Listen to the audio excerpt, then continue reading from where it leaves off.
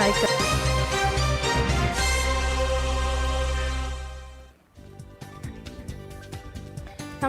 CNBC બજારની આ ખાસ રજૂઆતમાં આપનું સ્વાગત છે. હું છું ચાંદની શુક્લાને. ગણતરીના દિવસો બાકી છે હવે બજેટ જાહેરાતને. એ પહેલાં જે રીતે ગ્લોબલ જીઓપોલિટિકલ ફ્રન્ટ પર આપણે જોઈ રહ્યા છીએ, એની સાથે સાથે માર્કેટ અત્યારે આપણને જે સંકેતો બતાવી રહ્યા છે, જે લેવલ્સ બતાવી રહ્યો છે, અને સ્થાનિક રીતે જોવા જઈએ તો ક્વાર્ટરલી અર્નિંગ્સ એ કંપનીઓ જે છે એની પણ એક અસર બતાવી રહ્યા છે. પરંતુ આગળ હવે પોર્ટફોલિયો બજેટ પહેલાં કઈ રીતે તૈયાર કરવું જોઈએ, કયા સેક્ટર્સની સારી કંપનીઓ સ્ટોક્સમાં એક રોકાણની તક છે, આપણે એક્સપર્ટ્સ પાસેથી આજે જાણીશું બજેટ ટોપ પિક્સમાં. અને ખાસ રજૂઆતમાં આપણી સાથે જોડાઈ રહ્યા છે CWNના રાકેશ પુજારા, તેજી મંતીના જતીન ગેડિયા અને સાથે જ બોનાન્ઝા પોર્ટફોલિયોના વિરાટ જગત. રાકેશજી, એક વ્યૂ બજાર માટે લઈએ. જે રીતના આપણે માર્કેટનું એક સેટઅપ અત્યારે જોઈ રહ્યા છે, તો ઇન્ડેક્સ આગળ જતા કઈ રીતે આપ જોઈ રહ્યા છો અને શું સ્ટ્રેટેજી હવે ધ્યાનમાં રાખવી જોઈએ અહીંયા? આજે સવારના પણ આપણે ડિસ્કસ કર્યું છે. પરમ દિવસનો લો છે એ મારા હિસાબે બહુ ક્રુશિયલ છે. 200-day exponential moving average 25,163 ની આજુબાજુ છે. That is also crucial. જો એની નીચે જાય અને જો પરમ દિવસનો લો તોડે તો આપણને ઘણા નીચેના લેવલ જોવા મળી શકે છે. કારણ કે ત્યાં એક જો ઈ થાય તો એક ડિસ્ટ્રીબ્યુશન પેટર્ન કમ્પ્લીટ થાય છે, અને ડિસ્ટ્રીબ્યુશન પેટર્ન કમ્પ્લીટ થાય તો એનો લગભગ 1000 પોઈન્ટ નીચે જવાની જગ્યા ખુલી જાય છે. એટલે હોપ એન્ડ પ્રે કે 200-day મૂવિંગ એવરેજ ડિફેન્ડ થાય અને પરમ દિવસનો જે લો છે એ તૂટે નહીં. જો તૂટે તો હજી સારો એવો ઘટાડો આવી શકે છે. કારણ કે જેવી રીતે હમણાં ભાઈએ કહ્યું એ પ્રમાણે મોમેન્ટમ એબ્સોલ્યુટલી લોસ થઈ ગયું છે ડેલી ચાર્ટ ઉપર. વીકલી અને મંથલી હજી સ્ટ્રેન્થ દેખાડે છે, એમાં ટ્રેન્ડ પોઝિટિવ છે હજી, અને મોમેન્ટમ પણ પોઝિટિવ છે. પણ ડેલીમાં ડેફિનેટલી બ્રેકડાઉન થયું છે. તો અહીંયા મને લાગે છે કોન્સોલિડેટ થાય. અને મારો અપ્રોચ હવે એવું છે કે સ્ટોક સ્પેસિફિક રહીએ, આપણે સેક્ટર સ્પેસિફિક રહીએ તો બેટર રહેશે. કારણ કે નિફ્ટીમાં મલ્ટિપલ સેક્ટર્સ છે, અને મલ્ટિપલ સેક્ટર્સ ડિફરન્ટ ટ્રેન્ડ અને મોમેન્ટમ દેખાડી રહ્યા છે. Like for example FMCG negative momentum જ દેખાડી રહ્યું છે, મીડિયા નેગેટિવ મોમેન્ટમ દેખાડી રહ્યું છે, આઈટી ઇમ્પ્રુવ થઈ રહ્યું છે, મેટલ બેટર છે, પીએસયુ બેંક બેટર છે. તો મને લાગે છે કે સેક્ટર સ્પેસિફિક અને એમાં સ્ટોક સ્પેસિફિક અપ્રોચ રાખવું જોઈએ. સેક્ટર્સ અને સ્ટોક સ્પેસિફિક એક અપ્રોચ હોવો જોઈએ. સ્ટોક્સ પર જ આજે આપણે એક રેકમેન્ડેશન્સ પણ જાણીશું. રાકેશજી, આપની પાસેથી હવે જાણીએ બજેટ ટોપ પિકમાં પહેલી પસંદગી ક્યાં રહેશે અને કઈ રીતે સેટઅપ જોઈ રહ્યા છો કે આજે તમે એનું રેકમેન્ડેશન આપશો? બજેટમાં સરકાર પાસે વધારે કઈ ચોઇસ છે નહીં ઇન્સેન્ટિવ આપવા માટે. કારણ કે ફિસ્કલ ડેફિસિટ 4.4 થી 4.2 લઈ જવાની છે.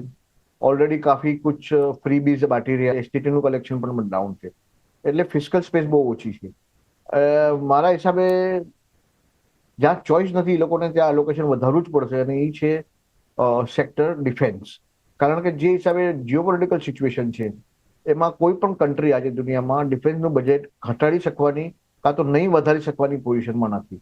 તમારે ડિફેન્સનું બજેટ વધારવું જ પડશે. કારણ કે જે હિસાબે રેટોરિક ચાલી રહ્યું છે, might is right kind of atmosphere છે, તો તમારે તમારી માઇટ વધારવી જ પડશે, અને એને કારણે ડિફેન્સમાં આલોકેશન વધારવું પડશે. એટલે મારી પહેલી ચોઇસ છે ડિફેન્સ. અને ડિફેન્સમાં અત્યારે સ્ટ્રોંગમાં કાઉન્ટર છે BEL, ભારત ઇલેક્ટ્રોનિક. આજે 412 નો ભાવ છે. મારા હિસાબે ભારત ઇલેક્ટ્રોનિક લઈ શકાય 412 ના ભાવમાં. 380 નો સ્ટોપ લોસ. આવનારા સમયમાં મને એવું લાગે છે કે કમ્ફર્ટેબલી 450 અને સેકન્ડ ટાર્ગેટ 500 ના લેવલ તમને જોવા મળી શકે છે 2026માં. તો ભારત ઇલેક્ટ્રોનિક્સ BEL 380નો સ્ટોપ લોસ રાખી શકો છો, અને 450 આ નાણાકીય વર્ષ માટે ધ્યાનમાં રાખવાના છે. ઇનફેક્ટ 500 સુધીના બીજા ટાર્ગેટ જે છે બતાવી શકે છે BEL. રાકેશજી, આપની પાસેથી જાણીએ ભારત ઇલેક્ટ્રોનિક્સ બાદની પસંદગી બજેટ પિક. મારી બીજી પસંદ છે જ્યાં અગેન ગવર્મેન્ટ પાસે ચોઇસ નથી, અને આ સેક્ટરને બઢાવો આપવો જ પડશે, અને એ છે રિસોર્સિસ. અને રિસોર્સિસમાં ખાસ કરીને મેટલ્સ. ઓકે, આજે તમે EVની થીમ ગણો કે તમે એઆઈની થીમ ગણો, દરેકમાં ડેટા સેન્ટરની થીમ ગણો, દરેકમાં મેટલનો ઉપયોગ થવાનો છે. અને મેટલ જે હિસાબે પરફોર્મ કરી રહ્યું છે, પર્ટિક્યુલરલી સિલ્વર, મારી પહેલી પસંદગી છે આ મેટલ સ્પેસમાં હિન્દુસ્તાન ઝિંક. જે ઇન્ડિયાનું 75% સિલ્વરનું જે પ્રોડક્શન છે હિન્દુસ્તાન ઝિંક કરે છે. અને લાસ્ટ ક્વાર્ટરનું રિઝલ્ટમાં બહુ ફેન્ટાસ્ટિક આવ્યું છે, અને મને લાગે છે કે આવનારા સમયમાં પણ રિઝલ્ટ બહુ સારા આવશે. હિન્દુસ્તાન ઝિંક આજે પણ 5% ઉપર છે. એનો ઓલ ટાઈમ હાઈની આજુબાજુ અત્યારે ટ્રેડ કરી રહ્યો છે. એનો ઓલ ટાઈમ હાઈ લગભગ મારા હિસાબે 718-19 ની આજુબાજુનો ઓલ ટાઈમ હાઈ છે. એ કમ્ફર્ટેબલી ક્રોસ કરશે અને એની ઉપર પણ બંધ આવશે, અને સારા એવા લેવલ તમને જોવા મળશે. એટલે મારી સલાહ છે કે આ હિન્દુસ્તાન ઝિંક હમણાં લેવાના અને દરેક ઘટાડે લેવાના. અને તમારે સ્ટ્રિક્ટ સ્ટોપ લોસ રાખવો હોય તો 650નો સ્ટ્રિક્ટ સ્ટોપ લોસ રાખવાનો. આવનારા સમયમાં મને લાગે છે કે 800, 850, 900ના લેવલ કમ્ફર્ટેબલી જોવા મળશે. આપણે પહેલો ટાર્ગેટ 800નો રાખી શકાય. હિન્દુસ્તાન ઝિંક મારી તરફથી 707નો ભાવ છે, કરંટ ભાવે લ્યો, સ્ટોપ લોસ 650. હિન્દ સિંક માટે 650નો સ્ટોપ લોસ, 800, ત્યારબાદ 850, ઇનફેક્ટ 900 સુધી ટાર્ગેટ હિન્દ સિંકમાં આપણને દેખાઈ શકે છે. રાકેશજી, આપના તરફથી BEL હિન્દ સિંક અત્યાર સુધીની બજેટ પિક્સ છે. હવે લાસ્ટ રેકમેન્ડેશન ક્યાં રહેશે આપનું?